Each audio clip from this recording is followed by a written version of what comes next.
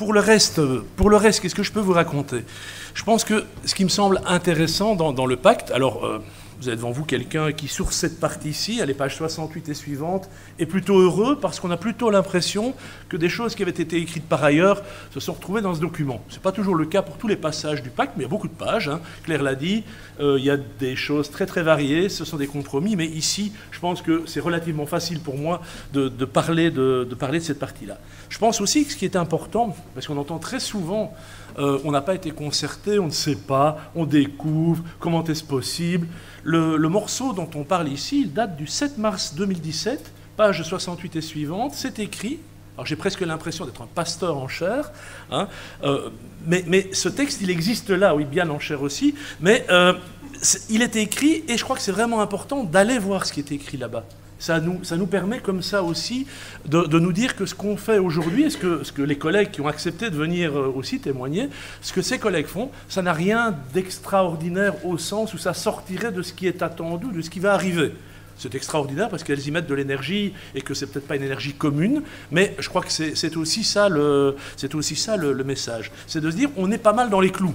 Et en 2009, c'était la question, Damien l'a rappelé, quand on s'est lancé avec la province de Hainaut dans cette aventure d'essayer de faire prendre une greffe québécoise, hein, la question était, est-ce que la greffe a des chances de prendre? Et surtout, est-ce que ce truc peut fonctionner chez nous, ne serait-ce que légalement, par rapport aux objectifs? Et la réponse a été, on a mis un peu de temps pour le dire, mais la réponse était oui, et elle est toujours oui. Donc je crois que c'est aussi important de s'inscrire dans cette perspective-là. Alors, on peut discuter sur les termes, hein, développement de l'approche éducative de l'orientation ou approche orientante. C'est l'approche qui est orientante, c'est quand on s'y met que c'est orientant.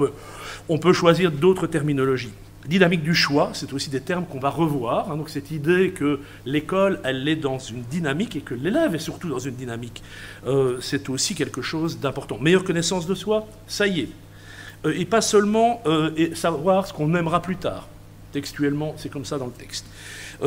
Valoriser les parcours qualifiants, c'était aussi un des points de départ de notre avant. Ah bah oui, mais si tu disais tout, je dirais plus rien. Hein.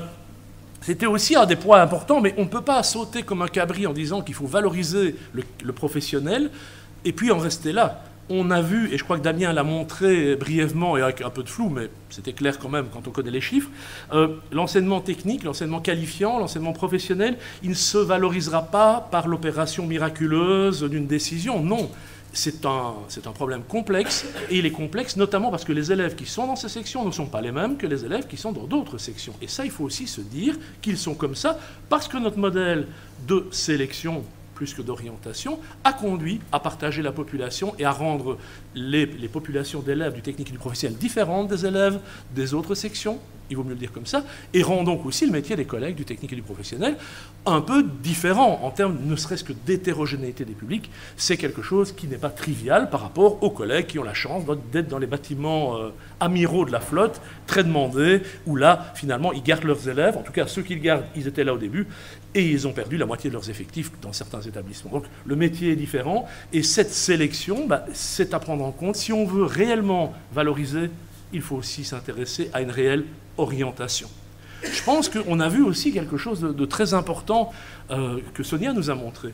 Si dans son école, on peut sensibiliser aux différents métiers, etc., c'est parce que cette école, elle est mixte en termes de filière. Ce n'est pas une école où on ne fait que de l'enseignement général ou que de l'enseignement qualifiant. On a cette mixité qui permet finalement de montrer les choses et qui n'est pas abstraite. Hein, on fait quelque chose, on verra plus tard, tire à l'université peut-être, ou directement en train de s'agripper pour sauver ces sections techniques et professionnelles en regrettant d'avoir un tout petit premier degré et en pleurant parce qu'on va allonger le tronc commun. Donc je crois aussi que cette perspective-là, ce sont des choix, et ce sont les choix de nos écoles, les choix de stratégie, de se dire, mais est-ce que nous voulons des écoles réellement mixtes, non seulement mixtes socialement, mais aussi mixtes en termes de parcours, et peut-être en se spécialisant sur des thématiques. Tiens, nous, on peut se spécialiser dans le domaine de l'automobile, aussi bien pour former des ingénieurs que pour former des techniciens, etc. Et c'est peut-être une autre façon de repenser les choses, plutôt que de se dire, nous, on est seulement dans ce secteur-là ou seulement dans ce secteur-là, parce qu'historiquement, nous sommes ceci ou nous sommes cela. Donc je crois que tous ces aspects, je crois que Damien le disait aussi, eh bien, ils interrogent l'école. Dès qu'on commence à se demander ce qu'on va faire en matière d'orientation, on est obligé de réinterroger nos écoles, leur structure, leur organisation. Alors, c'est facile de le dire ici quand on est à l'université, hein, mais c'est exactement les mêmes questions que nous avons à l'université. On a des moyens finis, on a des enveloppes fermées, hein, et il faut aussi s'interroger sur ce que nous savons faire, ce que nous pourrions faire mieux, ce que nous ferions mieux nous, et ce que d'autres pourraient faire, etc. Et donc je pense que cette idée-là, elle participe aussi du service public, c'est-à-dire de la réflexion de qui servons-nous. Est-ce que l'école existe parce qu'elle doit exister, qu'elle a toujours existé, que c'est la nôtre et que ça sauve notre emploi, ou est-ce que nous sommes au service de quelque chose de plus grand? Bon, ma réponse, c'est nous sommes au service de quelque chose de plus grand, c'est-à-dire au service de la génération qui arrive. Et c'est pas simple, parce que cette décision, cette position, elle suppose évidemment qu'on réfléchisse notre vie aussi et qu'on pense évidemment aux travailleurs, aux enseignants, à leur orientation à eux. Hein, bien sûr, il ne s'agit pas de se dire qu'on est de la piétaille au service d'eux comme des animaux d'abattoir, pas du tout, c'est pas ça que je veux dire. Je veux dire, quand on est au service, ça veut dire qu'on doit se réfléchir, se penser par rapport à cette mission et intérioriser cette idée, moi, me semble important. On saura mieux qui on sera ou qui on est, et on saura aussi mieux et de façon plus agréable sans doute travailler ensemble à cette idée, à ce service, à cette mission, je ne peux pas le dire autrement, je crois. Alors, je pourrais détailler les 6 pages de l'OS 1.3, c'est-à-dire à partir de la page 68, développer l'approche éducative en orientation. Je crois que Claire a déjà pas mal balisé le terrain, mais je crois qu'il est important aussi, et ça, notamment pour les chefs d'établissement, c'est important de montrer dans ces 300 et quelques pages, je pense, quelle est la cohérence. Alors, il y a une cohérence. On peut dire que dans le pacte, il y a des compromis, mais il y a aussi de la cohérence. Et il faut aussi être amené au sein de l'équipe à réfléchir la manière dont on va parler de l'orientation, mais aussi les plans de pilotage, mais aussi les domaines qu'on va développer davantage, mais aussi, etc., etc. Je crois que c'est vraiment important de prendre à bras-le-corps ce machin, hein, ce document, et si on ne le lit pas, on le lira pour nous. Donc je crois qu'il est aussi important que pour les enseignants qui doivent s'orienter, ce document serve à être analysé, compris, digéré, et peut-être d'ailleurs contesté à certains moments, réinterprété. Il n'est pas interdit de ne pas être d'accord à certains moments, de poser des questions. Je crois que c'est vraiment important. D'un point de vue peut-être plus pragmatique maintenant, Claire l'a évoqué, il y a cette idée de référentiel, d'outils communs, etc. Alors, il se fait que le financement du pacte finance aussi des équipes de recherche, et la mienne en l'occurrence. Et nous, on a décidé de travailler sur cette idée de référentiel. Qu'est-ce que c'est que se préparer à l'orientation, réfléchir aux compétences qui seraient nécessaires, etc. Donc c'est par exemple un chantier sur lequel on a décidé de travailler. Une autre approche aussi participative du pacte, c'est de financer des journées comme celle-ci.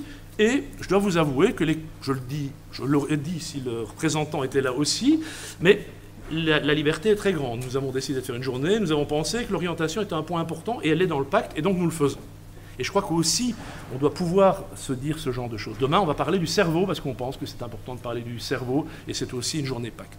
D'accord ? Et je pense qu'on a en communauté française de Belgique ces possibilités dont on ne saisit pas toujours de tracer des pistes, et on va essayer de faire ensemble ce genre de choses. Moi, je me réjouis d'avoir rencontré en tout cas un grand nombre de personnes impliquées, volontaires. Alors, c'est toujours le cadre. Hein. Quand on se déplace, forcément, les gens qui se déplacent sont plus volontaires et plus motivés que ceux qui se déplacent moins. Ça, c'est sûr. Mais en tout cas, j'ai eu l'occasion de rencontrer une palette de gens extrêmement intéressants.